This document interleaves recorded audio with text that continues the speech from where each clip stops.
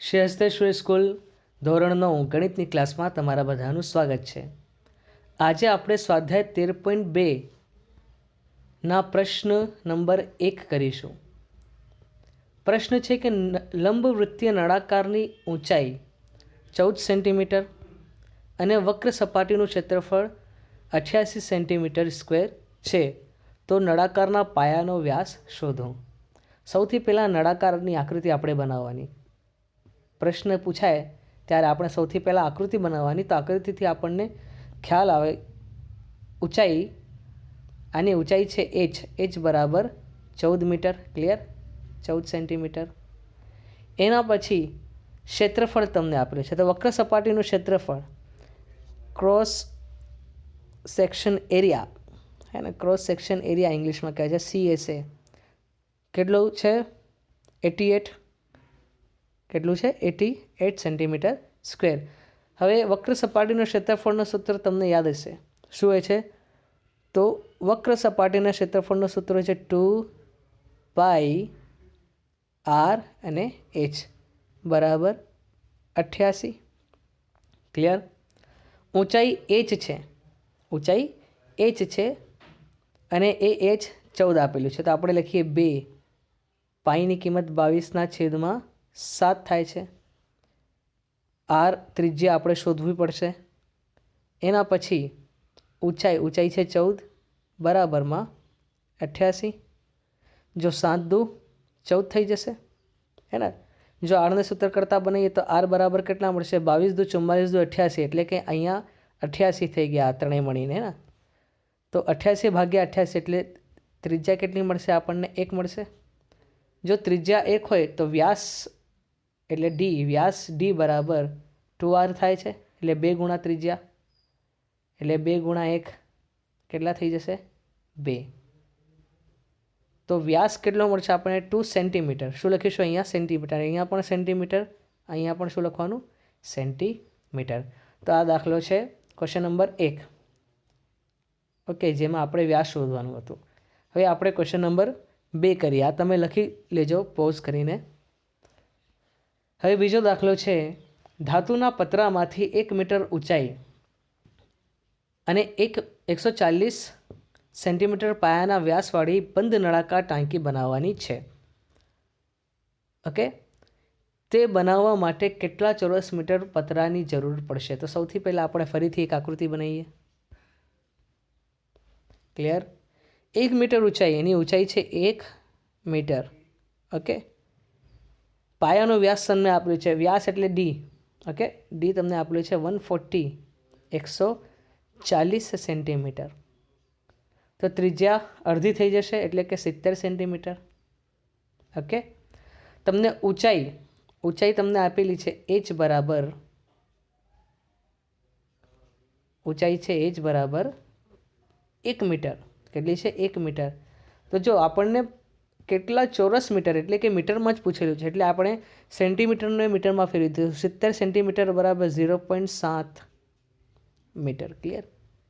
Okay, હવે બંધ નળાકાર છે. કેવો છે?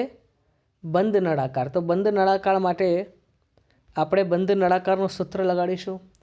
ટોટલ સરફેસ એરિયા, અને ટોટલ સરફેસ એરિયા કહેવાય TSA. Okay, total surface area of cylinder, એટલે કે નળાકારના બંધ. મેં તમને એના પહેલાંના વિડીયોમાં પણ લખાયું હતું, બંધ નળાકાર કહો કે કુલ સપાટીનું ક્ષેત્રફળ કહો, એ વાત એક જ છે. ઓકે, તો કુલ સપાટીનું ક્ષેત્રફળ શું થાય છે? 2πr h plus r. Okay, તમને યાદ હશે બધાને 2πr h પ્લસ r. 2 જ રહેશે. પાઈ 22/7. ત્રિજ્યા છે 0.7, એટલે કે 7/10 લખી શકાય. h પ્લસ r 1 વત્તા 0.7. ક્લિયર? હવે આપણે 7 થી 7 કપાઈ કરી ગયો. અહીંયા 22 ગુણા 2 44 થઈ જશે. આ થઈ ગયું અહીંયા 44. ક્લિયર? એના પછી 1 + 0.7 એટલે કે 1.7 થઈ જશે. હવે 44 અને 1.7 બંનેનો ગુણાકાર કરી જે જવાબ મળશે એ જવાબ શું હશે? એટલા ચોરસ મીટર, એટલા તો મીટર સ્ક્વેર. તો આપણે ગુણાકાર કરીએ 44 અને 17નું. ઓકે, જો સૌથી ઇઝી કે તમને જો 17નો ઘડિયો આવડતું હોય તો સૌથી બેસ્ટ. જો કોઈને નહીં આવડતું એના માટે હું કરું છું 7 ચોક 28 એટલે કે વધી 2 આવશે અહીંયા. પછી 7 ચોક 28, 29 30 એટલે કે 308 મળ્યા. એક જગ્યા છોડવાની. પછી 4 અને 4, 4 અને 4 અહીંયા આવશે એટલે 8 4, 4 અને 3 થઈ ગયા 7, 748. ઓકે, કેટલા મળશે? 748 મીટર સ્ક્વેર. એટલે કેટલા પતરાની જરૂર પડશે આપણને? તો 748 મીટર સ્ક્વેર પતરાની જરૂર પડશે આપણને. આ આપણો જવાબ આવી ગયો. ક્લિયર? હવે એના પછી આપણે ક્વેશ્ચન નંબર 3 કરીશું આગળ. જો ક્વેશ્ચન નંબર 3 છે, ધાતુની એક પાઇપ 77 સેન્ટીમીટર લાંબી છે. તેના આડછેદનો અંદરનો વ્યાસ 4 સેન્ટીમીટર અને બહારનો વ્યાસ 4.4 સેન્ટીમીટર છે. તો સૌથી પહેલાં એક ધાતુ છે પાઇપ. હવે ધાતુની પાઇપ થોડીક તો જાડી હશે એનામાં, તો કંઈક આવી દેખાતી હશે. અંદરનો વ્યાસ તમને આપેલો છે. વ્યાસ એટલે કે આખું ભાગ, હે ને? તો અંદરનો વ્યાસ આપણે આખો ખીચી દઈએ તો અહીંયાથી અહીંયા સુધીનો જે ભાગ છે એ છે 4 સેન્ટીમીટર અને અહીંયાથી અહીંયા સુધીનો જે ભાગ છે એ 4.4 સેન્ટીમીટર.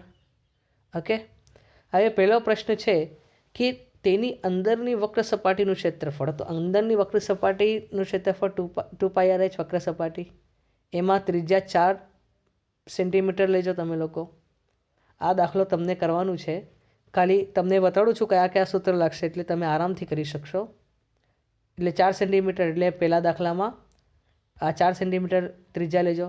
બીજા દાખલામાં તેની બહારની વક્ર સપાટી, તો બીજા દાખલામાં 4.4 સેન્ટીમીટર લેજો, હે ને? 4.4 બીજા દાખલામાં. અને કુલ પૃષ્ઠફળ આવશે એનામાં જે બહારની વક્ર સપાટી છે એ વત્તા બહારની જે વક્ર સપાટી છે એટલે કે આ જે બીજો પ્રશ્ન છે એ વત્તા એમાં શું ઉમેરવાનું? તો આ જે ગોળો દેખાય છે એક મોટો છે ને એક નાનો છે, તો આ જાડે પણ એમાં કાઉન્ટ થશે. તો મોટા ગોળામાંથી નાના ગોળાની નું ક્ષેત્રફળ બાદ કરી દેજો. એ જે ક્ષેત્રફળ મળે એ સરવાળો કરી દેજો બીજામાં. એટલે કે આ તમારો ત્રીજો દાખલો પણ આવડી જશે. ઓકે, તો આ ત્રીજો દાખલો આવી રીતના તમે ગણજો.